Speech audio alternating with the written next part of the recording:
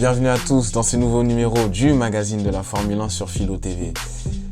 Ce numéro est consacré à la période des transferts dans le monde de la Formule 1 qui s'est passé durant la trêve et qui se passe en ce moment même encore dans les paddocks. On va commencer avec le Piastri Gate qui a fait beaucoup parler. On a eu des déclarations, des démentis et bien d'autres choses. On va y revenir bien évidemment. Quid de l'avenir de Ricciardo? Ricciardo, on sait qu'il ne sera plus chez McLaren la saison prochaine.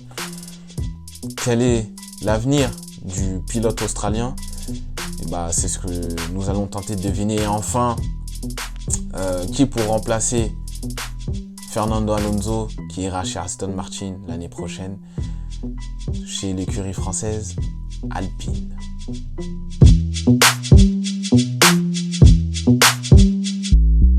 Oscar Piastri.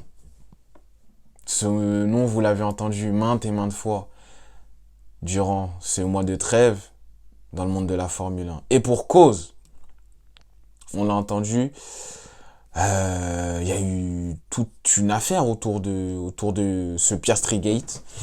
Alors, on va recontextualiser les faits. Oscar Piastri est un pilote de chez Alpine.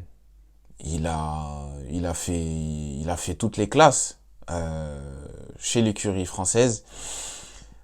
Et il a fait une saison sabbatique, entre guillemets, où il n'a pas décroché de contrat dans une écurie.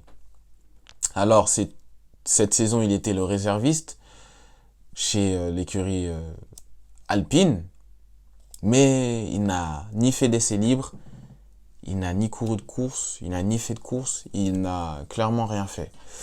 L'annonce de la retraite de Sébastien Vettel a quelque peu bousculé les choses, puisque Fernando Alonso est parti chez Aston Martin. Donc, il reste une place à pourvoir chez l'écurie Alpine.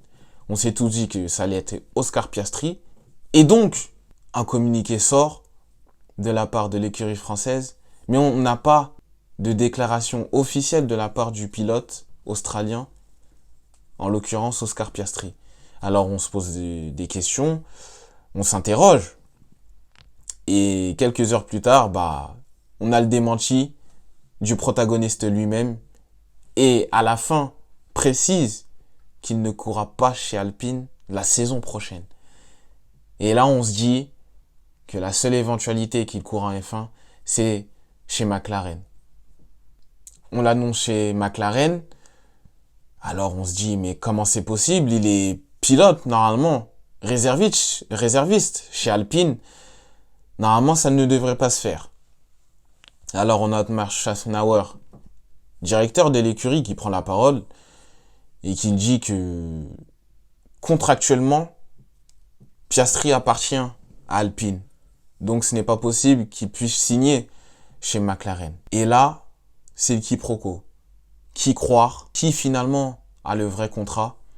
Otmar Szafnauer dira plus tard que cette affaire va être présentée devant la justice et qu'elle se réglera dans les tribunaux. Ça a été le cas. Le bureau de reconnaissance des contrats de la FIA a pris note de cette affaire et l'a élucidée, l'a décortiquée. Le verdict est tombé très rapidement, ce qui a été surprenant. Personnellement, je pensais que ça allait mettre un peu plus de temps. Et lors de ce week-end, aux Pays-Bas, on apprend que Oscar Piastri avait signé un contrat avec McLaren le 4 juillet 2022. C'est-à-dire avant le Grand Prix de France, avant le Grand Prix de Hongrie, c'était signé. Maintenant, il y avait une petite hésitation de son côté, à savoir si ce contrat était valable et légitime. Ça a été le cas, il a été approuvé par le bureau de reconnaissance des contrats de la FIA. Et c'est là où on se dit, comment est-ce possible chez Alpine de perdre une pépite? Il est considéré comme tel.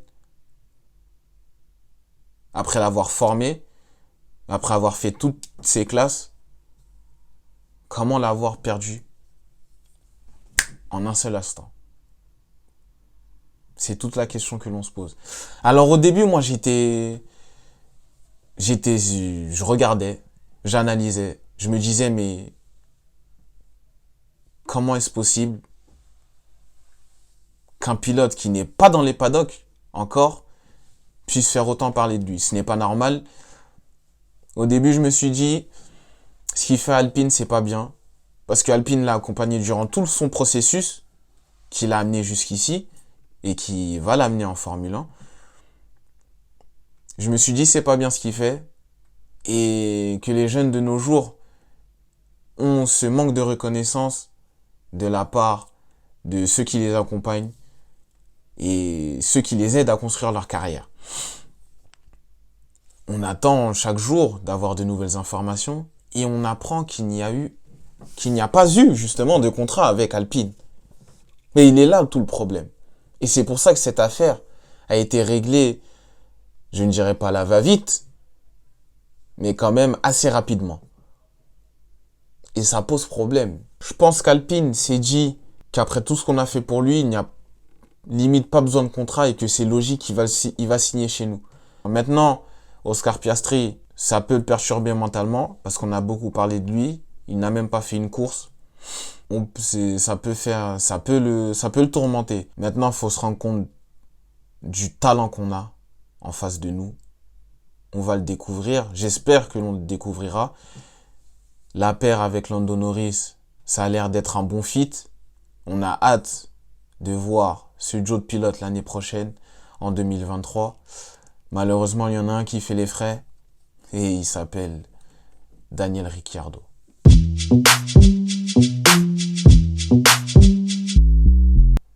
Alors, on sait que le monde de la Formule 1 est impitoyable.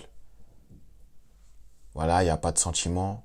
Et ça a été le cas pour Daniel Ricciardo. Daniel Ricciardo, malheureusement pour lui, ne sera plus pilote chez McLaren. Il est remplacé par son compatriote, donc Oscar Piastri.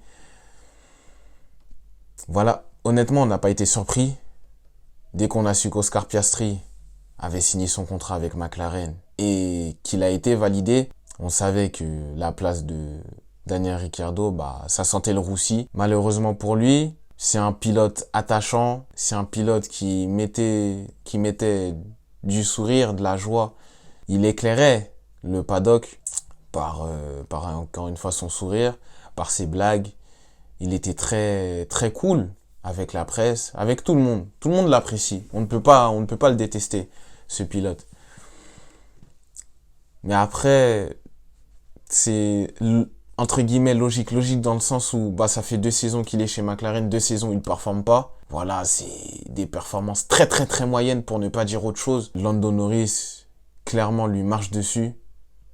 C'est presque le Britannique qui rapporte tous les points à l'écurie. Il n'y a pas de continuité, on a l'impression qu'il se bat avec sa voiture.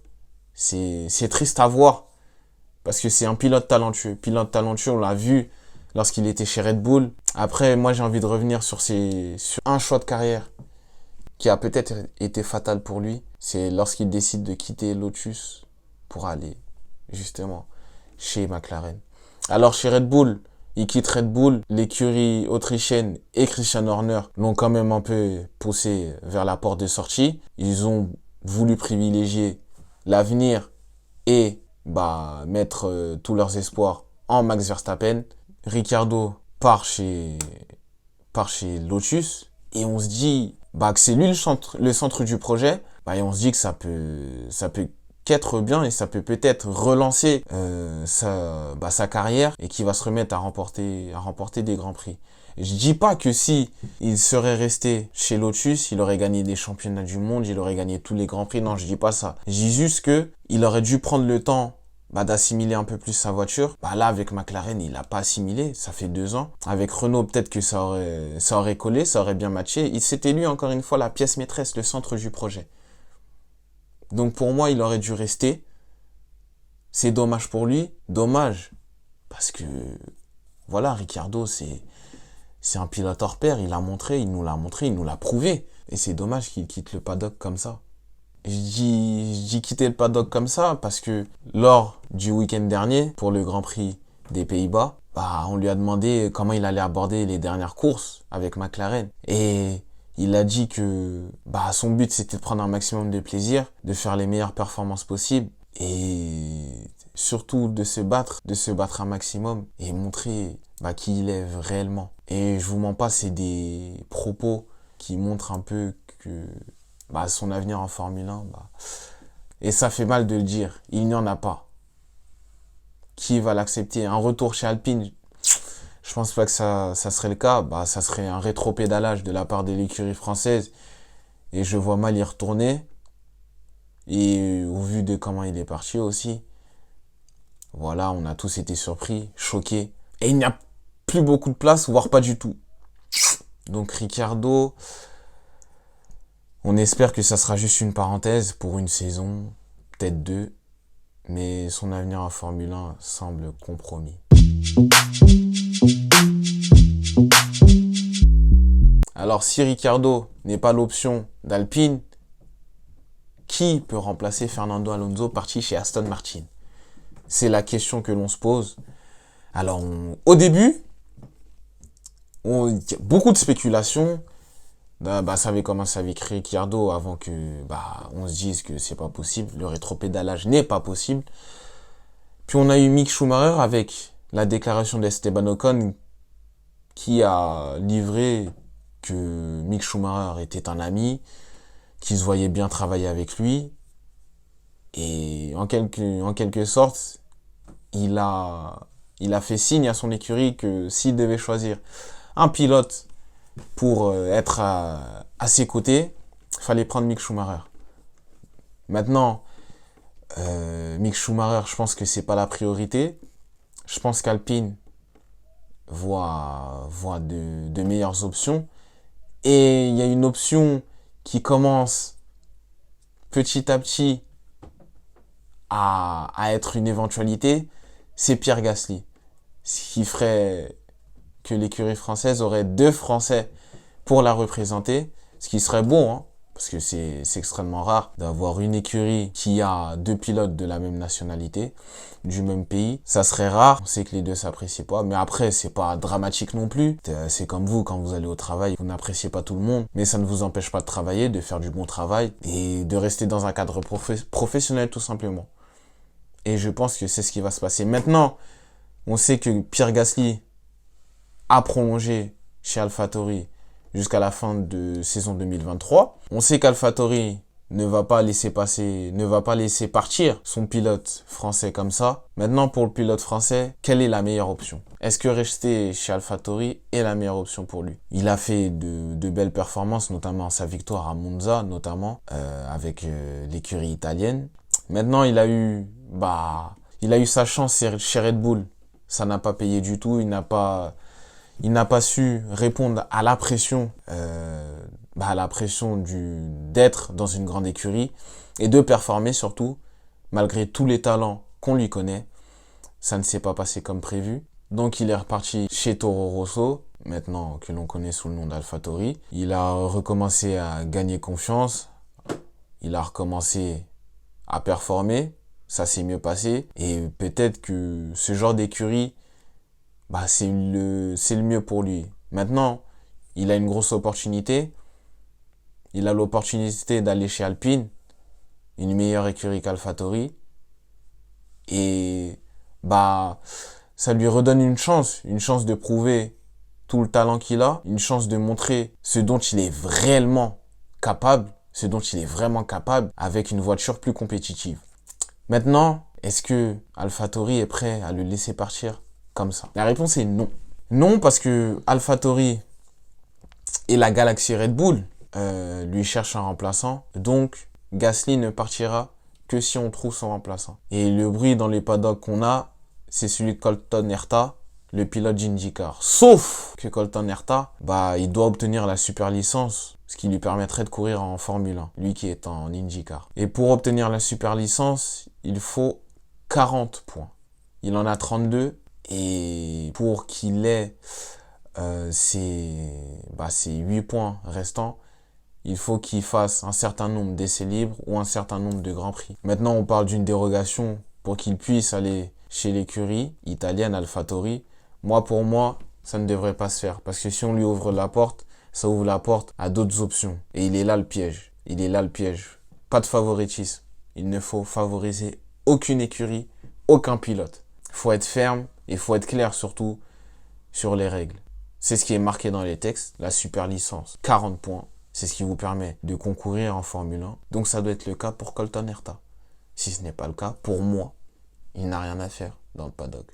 Il peut être talentueux, il l'a montré. Mais il n'a rien à faire s'il n'a pas cette super licence et les 40 points demandés. Maintenant, Alpine peut se retourner sur leur pilote, sur l'un de leurs pilotes de leur académie, Jack Doohan, qui a montré également de bonnes choses et qui est souvent dans le paddock pour analyser et voir comment l'écurie marche et comment la voiture fonctionne cette année. Pour moi, le mieux, ça serait Gasly. Gasly, et ça ferait du bien de voir 2 pilotes français dans une écurie française, c'est une certitude. Maintenant, encore une fois, il faut que Colton Herta rentre dans les clous. On va voir comment ça va se décanter. Mais pour moi, voilà comment ça devrait être.